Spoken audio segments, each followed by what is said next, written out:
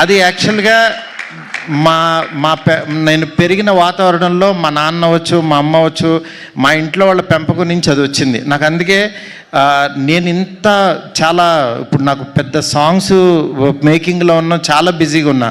అలాంటి దాంట్లో కూడా విజయ్ గారిని రోజు మాట్లాడుకుంటూ నేను ఫారెన్ వెళ్ళినా, ఆయన ఏంటంటే మంచి సినిమా తీశాడు బార్బరిక్. నేను పాపం ఆ డైరెక్టర్ కూడా చాలా మంచి డైరెక్టరు.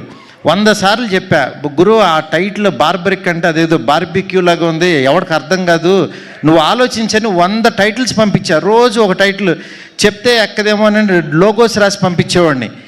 పంపించినా సరే ఆయన ఏంటంటే పాపం ఒక ట్రాన్స్లో ఉన్నాడు. ఆయన ఏంటంటే అది ఆ సినిమా గురించి ఆ కథ బార్బరిక్ అనే ఒక దేవుడని ఫీల్ అయ్యాడు పాపం. మనం ఫీల్ అవ్వటం వేరు, ఆడియన్ ఫీల్ అవ్వటం వేరు.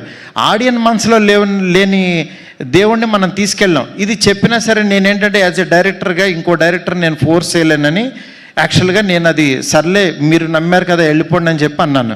అది అలాగే వెళ్ళిపోయింది. చివరికి యాక్చువల్గా ఆయన మంచి సినిమా తీసి చూడలేదని చెప్తూ కొట్టుకున్నాడు. నాకు చాలా బాధ అనిపించింది.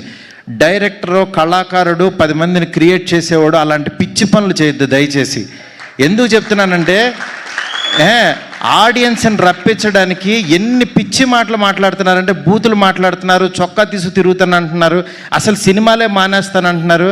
అసలు ఒక సినిమా ఆడకపోతే నువ్వు ఎంత దిగజారిపోతావా, ఎంత దారుణంగా మాట్లాడతారా అంటే ఈ సినిమా కాదు ఇంకో సినిమా ఆడుతుంది, అంతేగాని సినిమాలు మానేస్తా, నేను రాను, ఎవరిని చూడొద్దు, చొక్కా ఇప్పదీసి తిరుగుతా, బూతులు మాట్లాడతారు. ఏంటి అసలు ఇది? ఏ కల్చర్ ఎటు వెళ్ళిపోతుంది? ప్రతి సినిమాకి చూస్తున్నా. మనం ఏదన్నా కొంచెం కాంట్రవర్షియల్గా మాట్లాడితే సినిమా వెళ్తుంది, బూతులు మాట్లాడితే సినిమా చూస్తారు. నేను రాసినన్ని డబుల్ మీనింగ్ డైలాగులు నేను కూర్చుంటే నాకంటే గొప్పగా ఎవడో రాయడు, గుర్తుపెట్టుకోండి. కానీ నేను ఎందుకు రాయట్లేదు? బస్ స్టాప్ అనే సినిమాతో ఆపేశాను నేను. ఎందుకు రాయట్లేదు? డబ్బులు సంపాదించడం నాకు రాదా? నేను బ్యూటీ లాగా 4 రోజులు కూర్చున్నానంటే 100 డైలాగులు ఇస్తాను ఇట్లాంటి సినిమాకి. ఎందుకు తీస్తున్నావు? ఫ్యామిలీస్ రావాలి, మంచి సినిమా, క్వాలిటీ సినిమా ఇవ్వాలి. ఈ రోజుల్లో బస్ స్టాప్లో డబుల్ మీనింగ్లు, బూత్ డైరెక్టర్ అనేవాడు 400 కోట్లతో రాజాసాబ్ తీస్తున్నాడు. వాడి ఎదుగుదల చూడండి, వాడి గ్రాఫ్ చూడండి, వాడి కెరీర్ చూడండి. నేను అది చెప్తున్నా. ఊరికినే డైరెక్టర్లు అయిపోరు. ఊరికే పాన్ ఇండియా స్టార్ వచ్చేసి ఒక ఫ్లాప్ సినిమా తర్వాత పిలిచి ఎదురుగుండా కూర్చోబెట్టి సినిమాలు ఎవరు ఇక్కడ? ఊరికినే సినిమాలు ఇచ్చారు అని అంటే ప్రభాస్ వాళ్ళ మనసులో నేనున్నా. మేమిద్దరం ఎంత ప్రేమలో ఉన్నామో నాకు తెలుసు.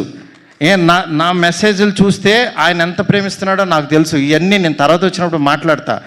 బట్ యాక్చువల్గా నేను ఎందుకు చెప్తున్నానంటే ఇదంతా సినిమా ఆడించాలని చాలా ఒక ఫ్రస్ట్రేషన్తో, ఒక స్ట్రెస్తో, ఒక ప్రీ రిలీజ్లోనో దేంట్లోనో ఇష్టం వచ్చినట్టు మాట్లాడుతున్నారు. అలా కాదు. సినిమాని నమ్మండి, కంటెంట్ నమ్మండి. జనం ఎప్పుడు మంచి సినిమా తీస్తే చూస్తారు. మనం 1000 రూపాయలు పెట్టి వాళ్ళ జేబుల్లోంచి దోచేస్తున్నాం. వాళ్ళకి మంచి సినిమా ఇవ్వాల్సిన బాధ్యత మంది. ఆడెవడో రాలేదని తిడతారేంటి? అసలు రాలేదని చెప్పుతో కొట్టుకుంటారా? నాకు చాలా బాధ కలిగింది యాక్చువల్గా.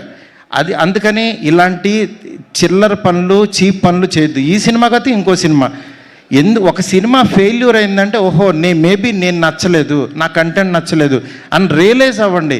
రియలైజ్ అయ్యి ఆడియన్కి ఏం కావాలో అది వండి పెట్టడానికి ట్రై చేయండి. అంతేగాని నువ్వు చేసిన వంట ఆని తినమంటారు ఎందుకు? ఫోర్స్డ్గా ఆ పనులు చేయొద్దు దయచేసి.